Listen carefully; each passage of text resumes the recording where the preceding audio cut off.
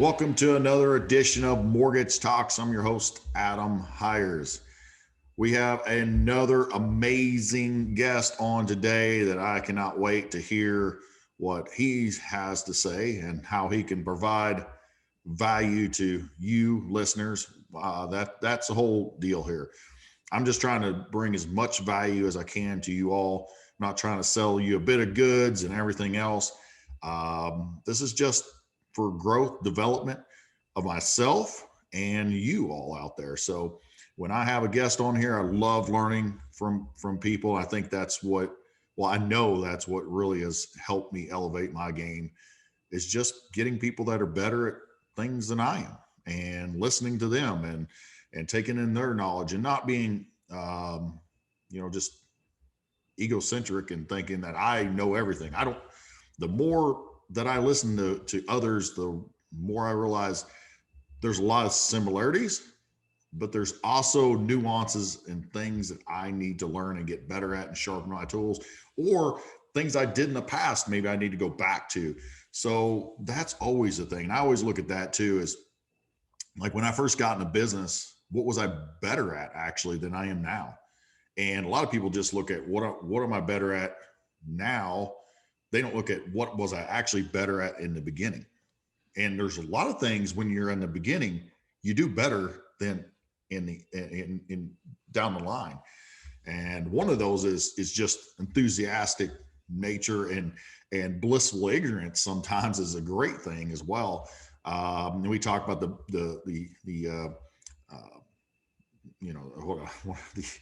now I'm drawing a blank. the pretty girl syndrome, right? The pretty girl syndrome of, oh my gosh, like I can't go after that real estate agent, or I can't talk to them because they're this person.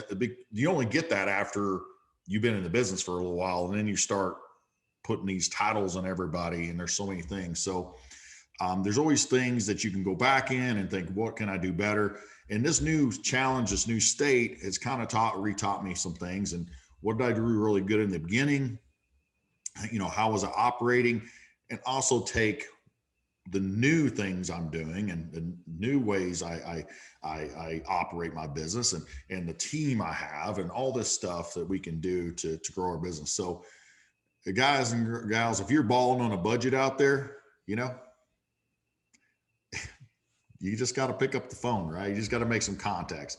But what I would say is, and I think my guest here is going to say it because I've heard some really golden nuggets out of him, is that you got to build the team, and if you don't have the team yet, be prepared to operate when you have the team, to do the things that are really going to grow your business. And the biggest mistake I see out of loan officers is they think of themselves as just a loan officer instead of an actual business owner. And so I was on a Zoom call with a new partnership. Hopefully you're listening out there, brother. You know who you are, that we met up today. But anyway, so comes on my, or I talk to him, get him actually to have a good conversation with me about 45 minutes. And how that developed was that there's a real estate agent down here that I simply started really having some good conversations with. We, multiple conversations, and guess what I did? I just asked him, I said, anybody else that's half as cool as you are that you can link me up with? And guess what? He linked me up with two of them. One of them in particular I had a dynamic conversation with, 45 minutes. And then I said, hey, get on a Zoom call with my team. We got on a Zoom call with my team 30 minutes in. We provided him a lot of value. He's like, oh my gosh, like nobody sets people up for Zoom calls and has a team and all this other stuff. And so, listen, there's so many things you can do out there to provide value for your partnerships.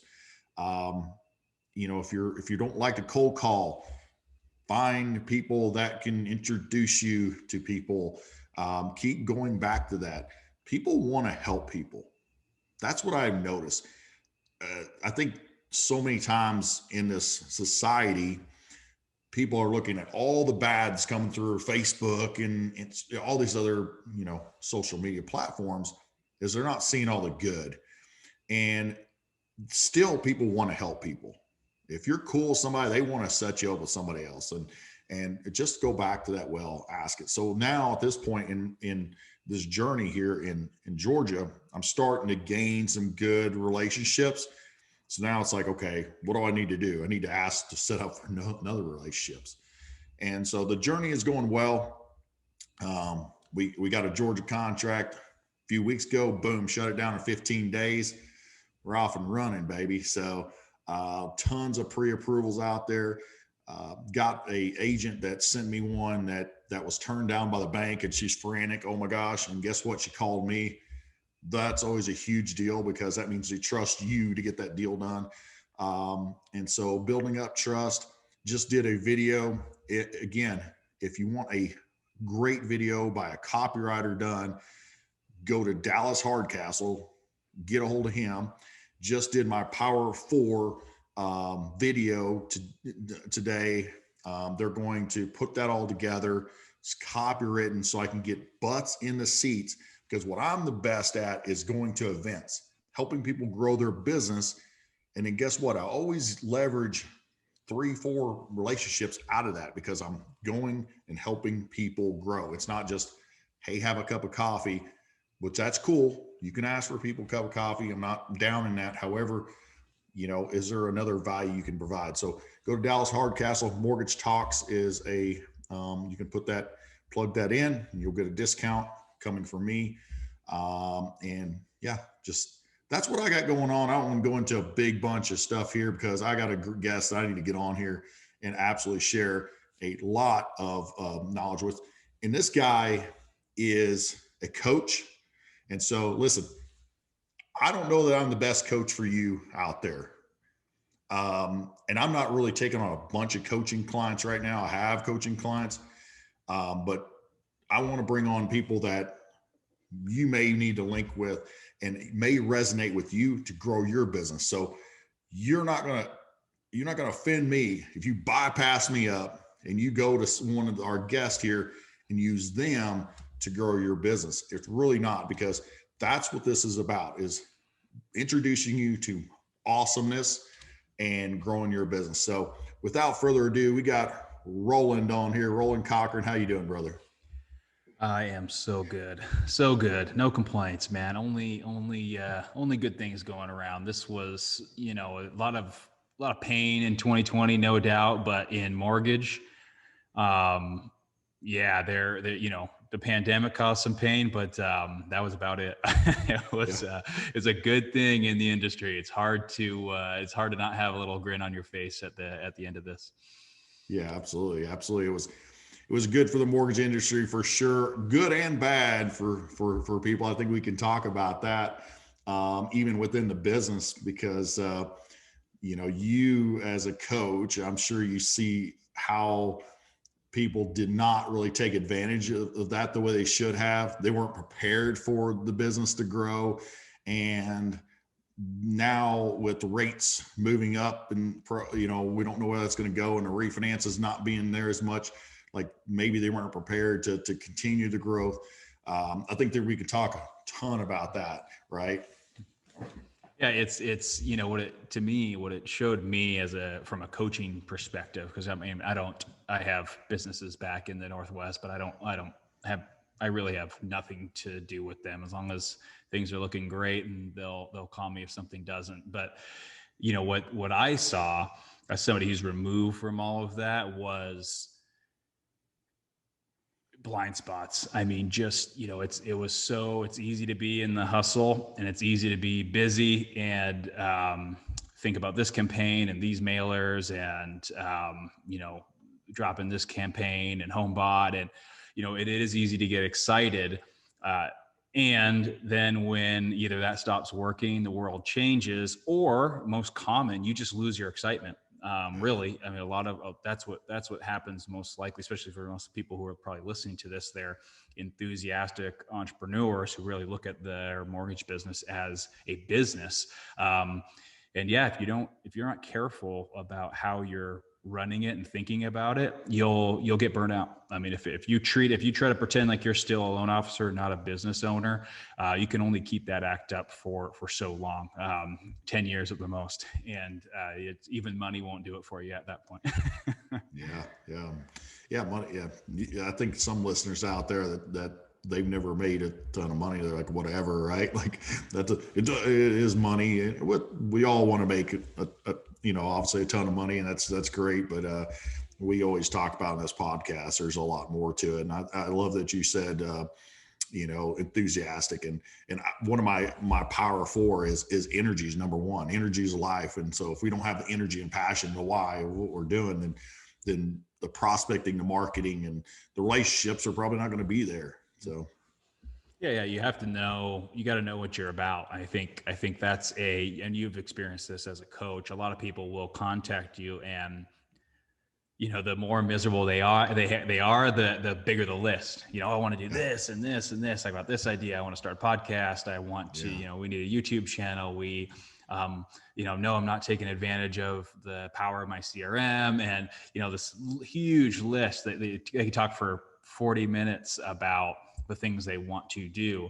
And, it's the longer the list, the more misery there is. I mean, half the time these people are just crushing it, right? They're doing over 500 deals on the year. It's like, they're not, more is not the answer. It's just that enthusiasm's gone. And so their default becomes more and fancy. And it's funny. I think their business is suffering because of that addiction to more. Like you were saying, I love what you said at the beginning of this podcast was,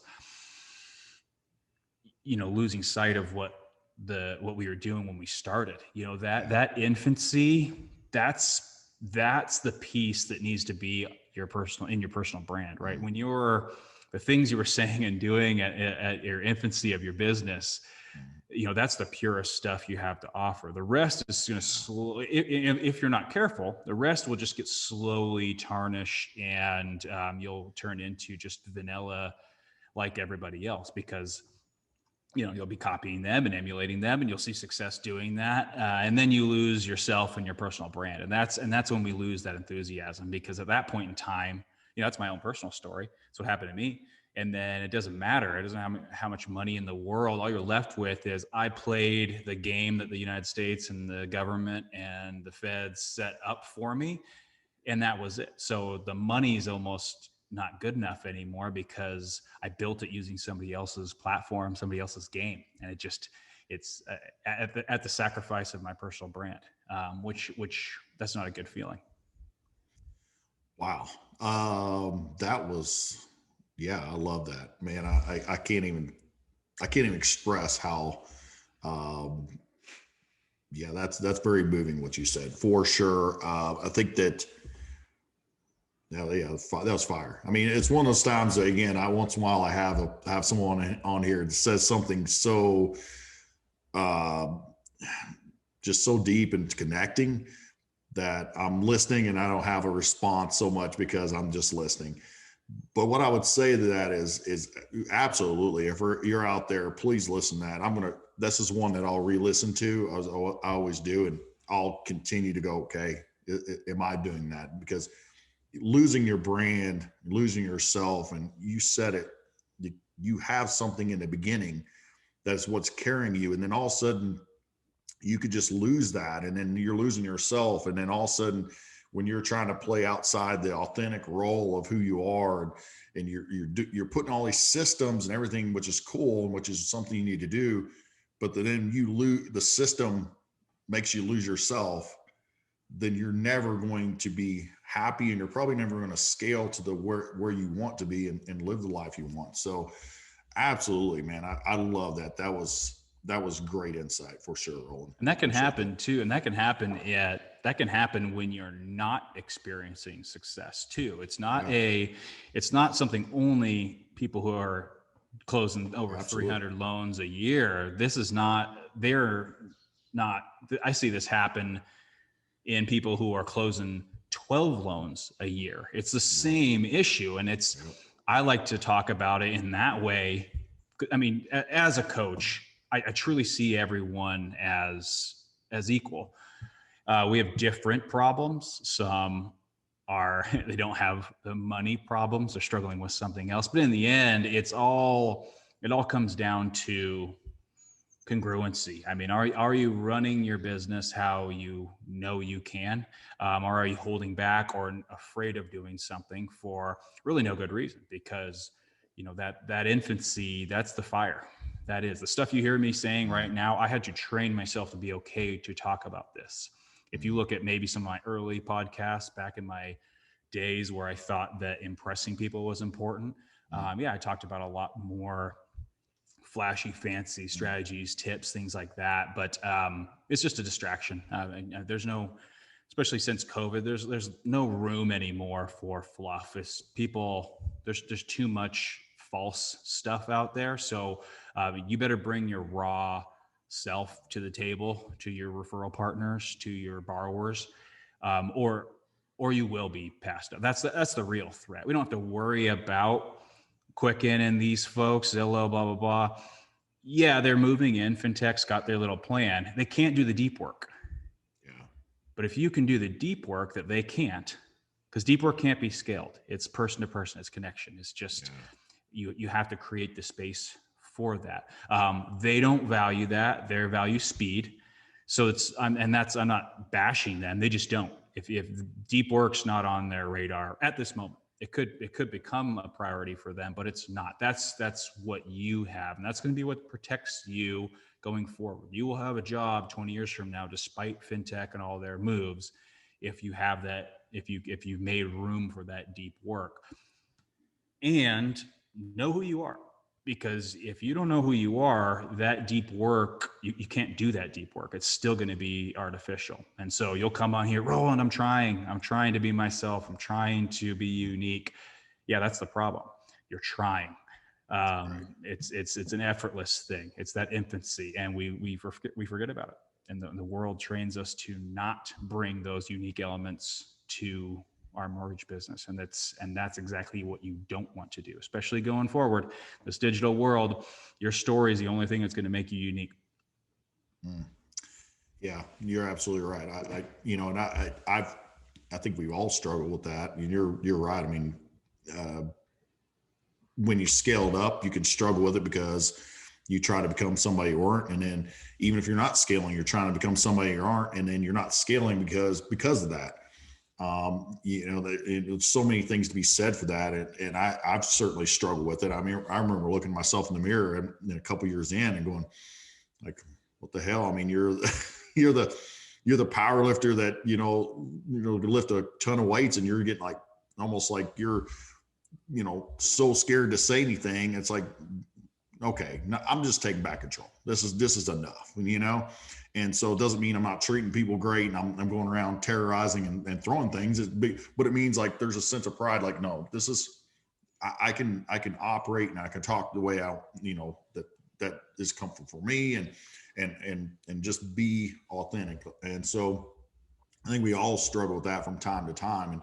And I always go back to, am I being authentic? And actually this podcast, for example, when I was, there's two things I always talk about in stories you have to have, and it has to, you have to be, you have to be relatable is where I think a lot of people miss out, right? There's credibility. Like I think you're probably talking about earlier, you're credible because you are crushing it and you're doing a really good job. And then your relatability may have been lost some because, and it's just like I was talking last year, and here I'm doing, the amount of loans I was in basically part-time work because I'm also doing my coaching, but like how relatable is that? And then when you're talking about everything just roses and all that stuff, we know it's not, everything's not that way. And so it's like my credibility is there, but my relatability ends up not being there. And relatability is probably even scaling higher than what credibility is. And so I think oftentimes when people go up, they lose that relatability. And then it's like, kind of like the brand doctor was on my show, Henry Kaminsky, and he said he was doing all his branding or he's going out there, he's getting off jets and everything else and all this fancy stuff.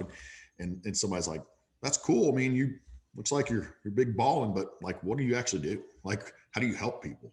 He's like, whoa. Like he was never telling his brand that he was even to help anybody. It was just like he was just over there, like just hello down there, guys. I'm over here just crushing it. But there was no relatability, and nobody even really knew what he did to help anybody. And at the end of the day, people really, that's what they want to know. Can you help them, and are you real with them? Yeah. Who are you? Why should I care? And then, can you solve my problem? Yeah. Probably in the other order. Can you solve my problem? And then who are you and why should I care? But yeah, it's that simple. I mean, the rest is, and I mean this next comment in the most respectful way possible, but I mean, podcasting is hard. It's hard work. It's a extremely time consuming. Even if you hire everything out, it is just to do it right and maintain an audience and feed the audience and do it regularly and run it like a real show, not just a time to record yourself think. It's a ton of work. It's the reason I don't have one. I don't like working. I am a millennial. I don't work is like 1/100th of my life, but I try to find a different way of putting maximal value out and getting huge ROI on my raw value is the game I'm playing. But it's all about just choosing authentic stuff that you want to do. If you want to do a podcast, go for it. I would just be clear about why you're doing it. If it's to get your thoughts out there and connect with awesome people, great. That's what it should be for. I mean, the data shows people only can consistently listen to 2 or 3 at the most consistently, because the people who are doing it well are pushing content out there like crazy. And so if the goal is to become famous, I would find a different avenue than podcasting, because it is, Joe Rogan. I mean, there's people who have shows out there who are capturing the audience, and there's a new podcast coming out in the mortgage space every week. So it just depends on what you're after, but just anchoring in the truth, what it is, and then what it's doing for you. Is it nurturing your soul so you can bring a better version of you to your realtors and borrowers? Cool. I'm all about that. I do a ton of stuff for my soul so I can show up. But if it's a marketing thing and you're trying to get some return on investment, which is honestly most people I talk to, that's what they're trying to do, is make some money off of this. I'd get out of your own head a little bit and really look at the data, because there could be something else that's more true than that story. And so I guess what I mean by all of that jibber jabber is just focus on the truth, because you'll tell yourself whatever story you want to hear, and it may or may not be true. I mean, that's the power of coaching and having people in your life. They'll just tell you how it is. I full disclosure, I wanted to have podcasts. I clearly love to talk. My coach was like, I forbid you from doing that. And I'm glad he did, because if I look at my, because I live out of Airbnbs full time, I don't have a house. So I travel out of 2 suitcases forever. And he just knew that lifestyle. And he's like, no, dude, you don't want this in your life. And I appreciate him saying that, because when I do things like you, I go all in when I do them, and I don't accept failure, because I want to give it my best before I fold it up. I want to say, hey, I tried my best, and whether it worked out or not, I don't consider that a failure. It's just I did my best and learned a lesson. Yeah. But that's what I'd leave people with, is just keep it simple, keep it true, copying what other people are doing. You don't know how many leads they're getting from that. So yes, he might be wealthy. You don't know if he's closing leads from that. You have no idea. Just because you see his name on Zillow doesn't mean they're doing anything valuable with it. Right. Yeah. I actually have a podcast on here that says don't do video, and people are like, of course it's kind of a catch to get people to listen, obviously, but my point obviously was not like you don't do video. The point is, like you're talking about, don't do video because somebody just told you, hey, just do video. And it's like, okay, cool. Like they told me to do a video, and I'm kind of awkward doing a video. And oh, hey, it's like, that's all the real estate agents or loan officers, like, and then you think again, it's just all of a sudden just man, it's loans and deals are going to be falling out of the sky. And it's like, that's not reality. It's, do you enjoy doing it? Are you going to be authentic? What are you going to learn from it? And are you going to stick with it long term? Because like when I got in podcasting, I didn't know where it was going to take me. I was like, you know what? I just think it would be good because one, I think I can grow from it because it's going to force me to go, hey, I got to prepare. I got to get out there. And then, you know, as I started bringing on guests, it was, okay, I can continue just to learn from the Roland Cochrans of the world here and have people on that's really, you know, gonna help me grow. And I love giving back. And at the end of the day, I'm a giver. I love to help people grow. Like legitimately, it's who I am. Like I mean, it's probably a coaching thing I have to have somebody coach me. Is like, you know, I'm over there like I'll want to help everybody, you know, grow and this is who I am. So that's where, you know, sometimes I can't just help everybody and talk to everybody and try to help somebody grow from 2 loans to 6 loans, which I actually realized I cannot do very well. By the way, I am not, you realize as a coach, I'm sure you realize who you can't coach, or maybe you're not as well. Like I'm not, if you come to me honestly out there trying to you're doing 2 or 3 loans a month and you've been in it for a while, I can't really coach them. I realize I'm just not because I easier can go from 10 to 20, but because I just don't know how. I'm like my short circuit. Like I'm like you just call a few more people. I don't understand how this is. So I kind of short circuit. I don't know how to do that, but it's funny how you learn those things about yourself, what you're good at, and what you're not. But yeah, I mean, I think that you definitely spit fire again, because if you're out there, you do what is going to be authentic, what you're going to like. It's kind of like Henry Kaminsky. I'll back to him as well. Somebody said about blogging, you know, he's like, and everybody's like, you need to blog. And then he hated it. He's like, and he tried to do it for a while. I was like, no way, I can't do this. And he does podcasts like continuously in videos because that's what he's authentic. That's where he's, you know, he's naturally going to do it. And so again, I think out there, don't do something that, because there's shiny objects. I mean, you know, there's so many, you have, I'm sure, clients that are crushing it in one avenue of doing something, and somebody's doing it completely opposite. But then when you throw all these things out there, and kind of like I asked the question, and I'll ask you later, like, what would you do if you're me? Is that you can't take them all and go, okay, well, they're doing this. Oh, this one's having success. And all of a sudden, then you're just like, oh my God, like you can't do it all. Dive into 2 or 3 things that are going to grow your business, that you're going to like, that you're going to be authentic with, and just go with it. Well, be more, what metric, and for, the audience doesn't know me or may not know me. I'm a systems person. It's, what's my superpower? People ask, I hate that question, but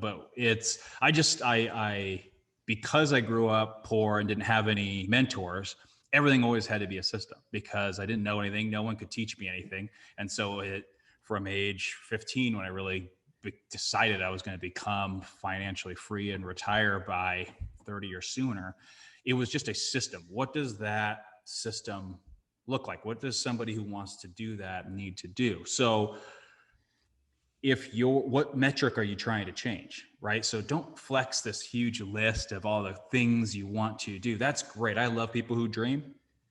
But when we're really breaking it down to what deserves your money and attention right now, because it's always a series of steps. There's something right now that's more important than the next thing, right? So if it's leads and you just need more business and your company's not at capacity, then yeah, okay, that's the problem. So out of that whole thing you just told me, which one's going to change that KPI, that key performance indicator, so that you can not have capacity, have a capacity issue, and then you have a hiring issue, right? So it's a series of steps, but if you don't have a plan or really know what you're doing, and you're playing the fun part of an entrepreneur before earning the fun part, really, to me, that's the way I see it, is everyone wants to buy the Ferrari and go on that one vacation a year.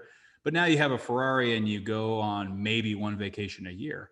That's okay, I suppose, if that was your life's work, was to have those two things. I would also say if you build a system that takes care of you and you actually thought about this as a business and an organism that has metrics that need to, there is a KPI that will tell you when you need to hire, and you could see it coming, and you can post the ad probably a month or 2 or 3 before you need that person. I mean, there's numbers you can put in place and systems to tell you exactly what you need to do. I mean, I'm not a genius. I just added these things in my business. I mean, I'm really not that bright. It's just I needed numbers to tell me what to do, and then I needed systems to close deals and make me money so that I could not have to be there. That was what I set up. So the question is, if you need this new CRM, why? What metric is that going to change? Okay. My favorite is video. You went there, so let's stay there because everyone's talking about video. Yes, it is the best way to get your authentic self, your message out to the public. It is very effective, no doubt. They get to see you, hear you, feel you. I get it. I do tons of video. I do 5 a week.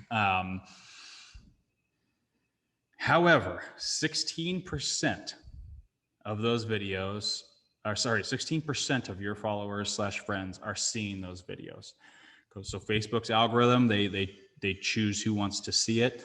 You and I in the coaching world, we might be higher. We might have closer to, although I don't know, I look at my metrics and they're right around that 16% too. So Facebook finds the people who want to see your stuff because it's their game. They're trying to get people on the platform. So it's like, new post from Roland. How many people are going to grab their phone and watch Roland's new post because they're excited about what Roland has to say? So if that's 30% of the followers, then good, cool. It'll be 30%. But they're constantly using their algorithm to get people's eyes on the phone because now they can start charging companies for ads. I mean, that's what Facebook is up to. So if we're going to use their platform to share our message, we need to understand their system so that we can see where and if it integrates with our system. Because there's a huge if. There's a lot of stuff I don't do because the ROI is just too low. Even if it makes money, I just don't enjoy doing it, so I'm not going to mess with it. So what do you do? Well, unless you pay Facebook to push your stuff out, the 16% are the only people who are going to see. And guess who those people are for most LOs? People who are already going to use you for your loan anyways, right? Your trusted realtors, your family members, your high school friends, your connections that you've made through your life. Those 16%. The people who already knew you, already like you, and Facebook knows they know you and like you, so they see your stuff. So I just say this I'm not saying don't do video. I'm just saying if you think that's going to generate a meaningful amount of leads, just you posting all of a sudden tomorrow, you're just going to post a video every single day. I would love to see the numbers that you're pulling from that data that's suggesting that one borrower is in that 16% and they're going to choose you because of your video production. They're probably going to pick you anyways. So why would someone create video then? So let's look at somebody who doesn't want to sponsor or pay for advertising. I love this example because it's just walking people through the logical way to do something and spend your time doing it. You still do want to create video because when people come to your home, which is your page, your Facebook page, Instagram page, LinkedIn page, website, whatever it is, when people come home, they want to see stuff that's in a line with what brought them there. And that right there is why all of us need to create content of some kind. Could be written copy. It doesn't have to be video. So don't think that that's the only way. It is a good way to bring people into who you are and what you stand for. Absolutely.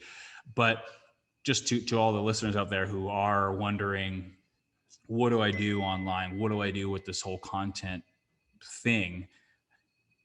For now, before we talk about sponsoring, paying for stuff, build out your home. So when someone lands on your page, what do they see? Right? Because that's the whole point. Like, because that's what's happening. People always think that video is like making you money. No, they click the video and then click your name. They don't like, because, well, there is no call to action. So like if they are going to, let's say that video does work and they do want to refinance, which is, I just don't think that's going to happen very often, but let's say that's happening. And it's like, boom, I haven't sponsored this. And your grandma's best friend who thinks you're cute wants to refinance her house. She can't do anything on that video. It's not a sponsored video. There is no click now button. She has to go to your personal page. And then I'll tell you what, if there's a picture of you on a camel in Egypt with a Coors Light in your hand, it's just, I'm not saying that that's a bad thing. I'm not trying to judge someone. I'm just, that now may, and there's no link under your name for how to apply for a loan. You just wasted your time creating video. So I don't want to turn this into a podcast about video. I'm just walking through an example of why people are doing things blindly without thinking about return on investment. Again, it's not all about money. It can be something that gets you excited so you can be better version of you in the world. And that's cool too. I just want everyone to be clear what's happening when they're creating video. Because you and I both know everyone's obsessed with video. It scares the crap out of people. It takes a ton of time. And that 7 hours that week could have been used having 2 meaningful conversations with a referral partner on Zoom with no outcome other than just getting to know them. Try doing that every week and see how that works out. And then just forego the video altogether, put your little apply now link on Facebook and call it good. So anyways, I'm on a bit of a rant. I feel like people don't think clearly when they're adding stuff into their business and spending their time doing something. You know, if you're going to give up your life, you need to understand what you're giving it up for. No, I mean, listen, I love it because that was very meaningful and people should listen to that 100% because you're right. Like even my presentations, my Power 4, one of them is marketing.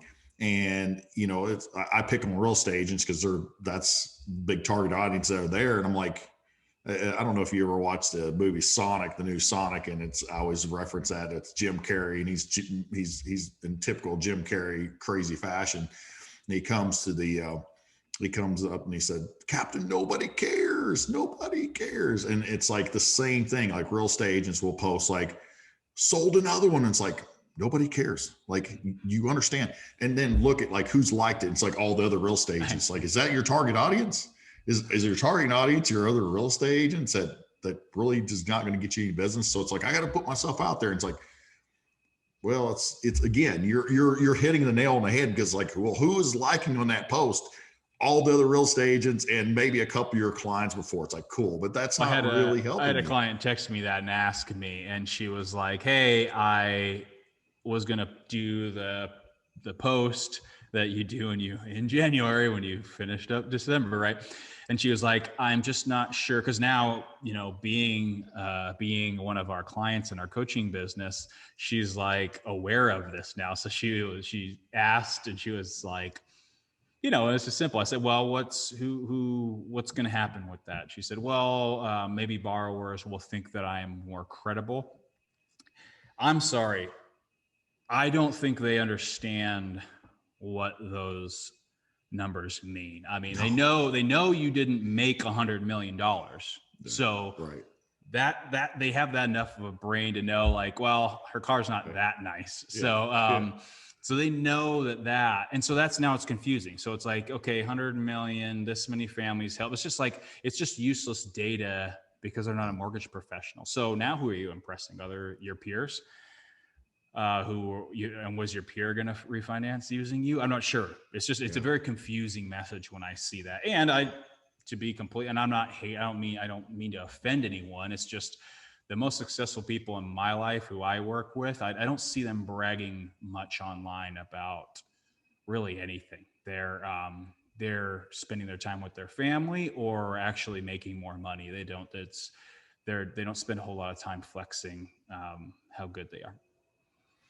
Yeah, I mean, you're absolutely right. I mean, I always compare that whole when it's because you're saying nobody understands the numbers. I always compare it to a guy talking about how much he bench presses to a woman, right? It's like 200 and 500 the same thing. It's like that seems great, you know. It's like it's relative. Like if you don't know how good something is, and I'm not saying all women don't know, so don't jump on me, ladies. But you get to understand the point. Like I've literally seen that happen. Like it's like they don't really care, because they don't understand.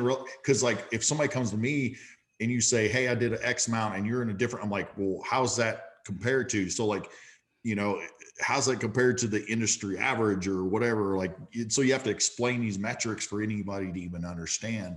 And so you're absolutely right. It's like people don't. Well, and what's that. And for me and you, we know things. So like I'll see a guy who works for, I'm not going to name names, but works for a company that I know how they operate. And so when you say those numbers, it's not the same as a broker owner saying that. Like you were, it's, so I won't say who it is, but yeah, somebody who I know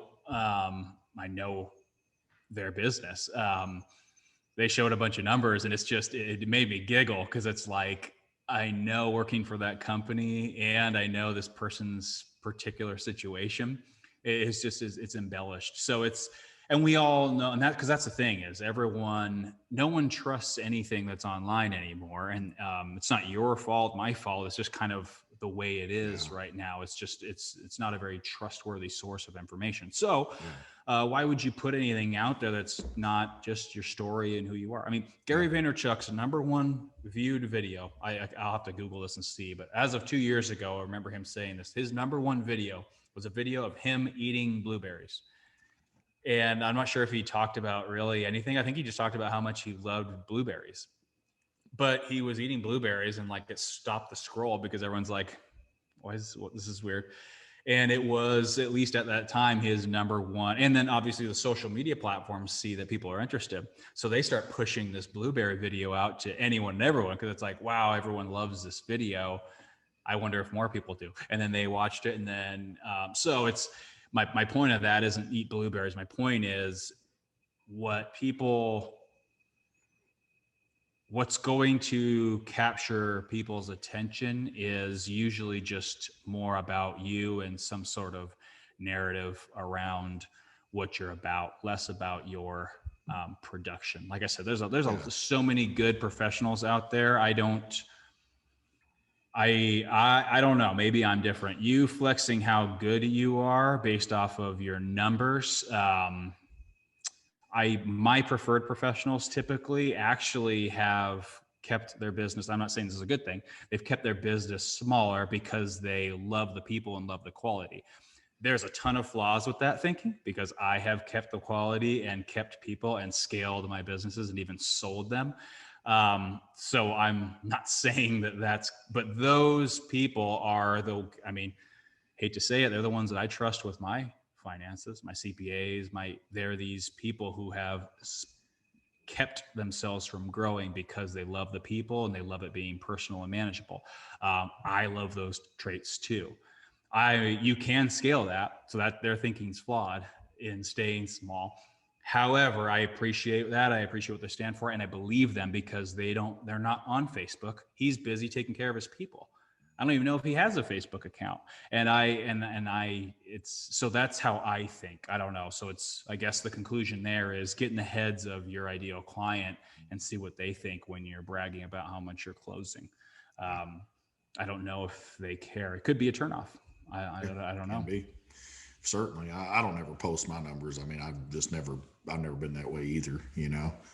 One, I'm always like wanting to do more. So it's like always like, ugh, you know, like it doesn't matter what. It's like, it doesn't matter what. It was that way when I was powerlifting. It doesn't matter. It's like, ugh, you know, just on to the next one. And it's always on to the next. It's, you know, it's like, that's just kind of way I think. And It's I'll always been that say way. is for those people who are listening and maybe are offended because they did that, you're not alone. 95% of people posted their numbers in January. I'm not saying you guys did anything wrong. No. It's just know your audience. Know your audience. Yep. I mean, Grant Cardone posts the stuff that he does with his big stack of money, lighting on fire, or whatever else he's doing. His audience loves money. It's all they care about is 10xing everything and having a billion units everywhere and having a jet and a Rolls Royce. He knows that's what his audience likes. He's going to show that. Other people will look at that and be like, oh, wow, that's blank and blank. Well, he doesn't care. That's not his audience. His audience wants the Rolls Royce, wants the jet. So he's going to keep pushing that out. If you guys look at my content, I'm very careful with what the brand is and what I'm doing because I'm conscious of being a hypocrite.